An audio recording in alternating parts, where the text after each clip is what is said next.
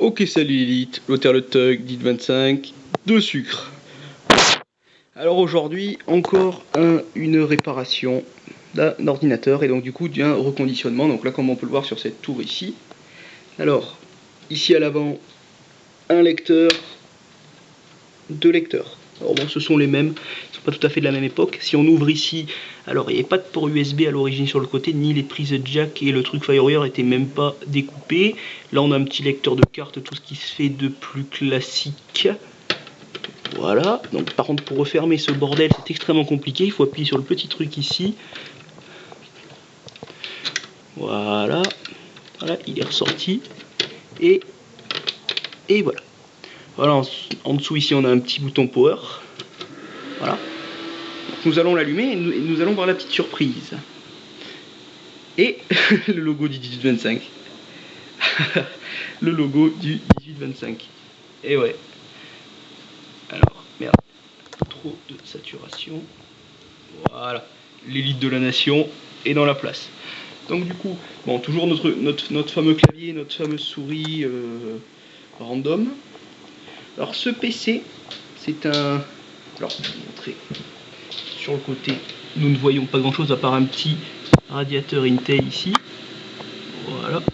On voit pas grand chose. Si on voit qu'il y a encore une autre carte mère Asus, on voit des câbles comme on appelle dans le domaine de type ketchup moutarde. Donc là on a un port DVI derrière, port PS2 clavier souris, DVI, VGA, Ethernet Gigabit, 4 ports USB 2 et les prises jack habituelles pour l'audio, vu qu'il n'y en a pas à l'avant. Donc là du coup ici on a Windows 10 qui démarre. Voilà, nous allons pouvoir recouper le flash. Voilà, donc là, il démarre automatiquement sur une session utilisateur. Voilà, bon, ça c'est réglé de sorte à ce que la session administrateur soit verrouillée par un mot de passe que seul moi connais. Ça, du coup, quand je conditionne les machines, j'ai pas ce genre de problème. Et donc, du coup, cette machine-là, si vous l'avez vu démarrer avec un UEFI, c'est tout simplement parce que là, on a un. C'est un UEFI de l'époque des Sandy Ivy Bridge. Donc, en l'occurrence, il y a un Celeron G1820. Donc à 2 x 2 Go 7, 2 mégaoctets de cache, tout ce qu'il y a de plus classique, donc 2 mégaoctets de cache par cœur, du coup. Et puis tout ce qu'il y a de plus classique à ce niveau-là, c'est que c'est du coup une carte mère Asus que j'ai récupérée, donc du coup encore dans les poubelles, avec un petit Celeron G1820. Dessus, quand je l'ai récupéré, il y avait 10 Go de RAM. Et là, du coup, on entend la machine descendre en vitesse de ventilation, parce que le ventilateur à l'arrière s'autorégule par l'application Asus machin, iSwitch, je sais pas quoi. Et donc du coup, qu'est-ce qu'on a là-dedans? On a voilà, donc un Celeron G1820, 4 Go de RAM, à l'époque il y en avait 10 quand je l'ai récupéré. Il y en avait 10, il y avait 8 Go de RAM sur une seule barrette et 2 Go de RAM sur une autre barrette. Alors, ça a limité les performances, parce que du coup il y avait une barrette qui était en 1600 et une autre en 1333, je vous laisse deviner laquelle était en 1600 bien sûr. Après, qu'est-ce qu'on a? Bon, on n'a pas de carte graphique, pas de carte d'extension ni quoi que ce soit. On a également donc du coup le chipset vidéo intégré Intel HD Graphics de la génération 2, parce que bon du coup génération 1 il y avait pas vraiment de chipset graphique sur la génération 1, seulement sur les laptops.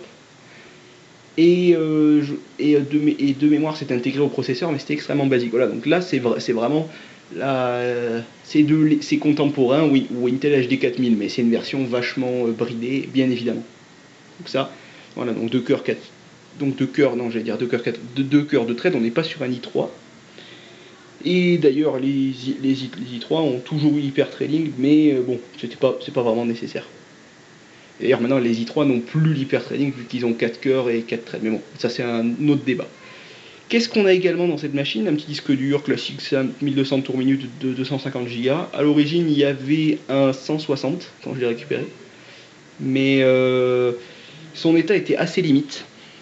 Voilà, donc du coup, là, nous avons la machine qui a démarré.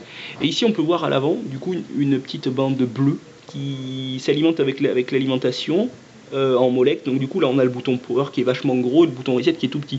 Et là, en tout petit ici, ce qui clignote en orange ici, si j'arrive à vous faire le focus, on risque de voir marqué HDD et on n'y arrivera pas. Ça, voilà. Je pense qu'on peut voir en trans. Voilà, HDD, parfait. Donc ça c'est dit. Voilà, il y en a un petit logo Intel Celeron à l'avant. Quand il n'y a rien marqué, généralement c'est que c'est ou bien un Pentium ou bien un Celeron, parce que la gamme Pentium et la gamme Celeron sont assez décriées. Donc après, bon, on va pas faire un tour pendant 3 heures non plus sur la machine, c'est pas très intéressant. Voilà, on va quand même aller voir dans les réglages comment ça se passe. Très vite. Voilà. Donc du coup on va aller voir dans l'activation parce que Windows 10 est quand même activé comme vous pouvez le voir par une licence qui était de base, il y avait une licence de Windows 7. Donc du coup Windows Update est complètement terminé. Système. Voilà, donc si on va dans l'information système, voilà, on peut bien voir tel Celeron G1620, 2x2.7, 4 Go de RAM, exploitation 64 bits, installé en l'occurrence aujourd'hui, donc ce matin, j'ai installé ça ce matin. Là on peut voir qu'il est 17h17. Et on a une notification qui doit encore être la notification d'origine quand j'ai fait l'installation ce matin, du coup à 10h. Voilà, donc la fameuse notification qu'on a dès qu'on installe un Windows. Donc ça dégage. Et nous avons à peu près tout vu. Donc stockage, voilà également, on a un petit disque dur de 200. Bon, en l'occurrence, il y a 30 Go qui sont occupés par Windows parce que j'ai fait pas mal de bordel. Voilà. En l'occurrence, là, dans les applications, voilà tout ce que j'ai installé. Bon, je vais vous montrer très rapidement. Bon, 7zip, Adobe Shockwave, le truc de Asus, les pilotes de l'USB 3, même si je les ai désactivés parce qu'il n'y a pas de port USB 3, mais il y a un port interne pour en rajouter. Audacity, BleachBit, les fichiers de DirectX 9 parce que j'installe tout un pack de redistribuables. Voilà. GIMP, Google Earth, Java, Microsoft Office, parce que du coup j'installe des licences officielles de Microsoft Office avec mes machines. Bon voilà, OneDrive, Silverlight, c'est pareil, c'est la même chose, c'était dans le pack de redistribuables, donc tout ça c'est tous des redistribuables de Visual C++. Là on a Visual Studio, là on a Visual Studio 2010 aussi, et là voilà on a les Visual C++ de 2005 jusqu'à 2017. Je crois qu'après il y en a eu d'autres, mais ils sont intégrés à Windows, donc on s'en fout pas mal. Après bon, Notepad++, Skype était préinstallé, les pilotes, Sumatra PDF, mon lecteur de PDF préféré, et VLC Media Player. Puis après le reste c'est tout, c'est extrêmement basique. Donc du coup, le seul grief de cette machine en fait, c'est que son boîtier est un petit peu défoncé, c'est-à-dire que des fois, voilà, comme vous venez de voir, voilà, normalement pour ouvrir le lecteur, il faut appuyer sur ce bouton ici. Alors, donc là il s'ouvre, mais là je peux très bien faire ça, et puis parfois, parfois ça marche, parfois ça marche pas, voilà. Puis là il se referme, alors que j'ai absolument pas appuyé sur le bouton, no fake. Et celui-là par contre ici, le bouton clique bien.